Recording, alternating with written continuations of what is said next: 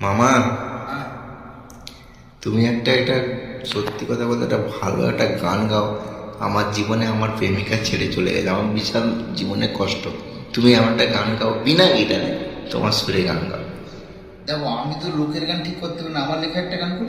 একদম, তুমি তোমার লেখা যদি থাকে, তুমি যদি তোমার লেখা করে গান করতে পারো, তো একটা গান প্লিজ আমাকে মামা শুনিয়ে দেখাও। কিন্তু কি বিনা গিটারে? বিনা গিটারে মামা, বিনা গিটারে শুনিয়ে দেখাও।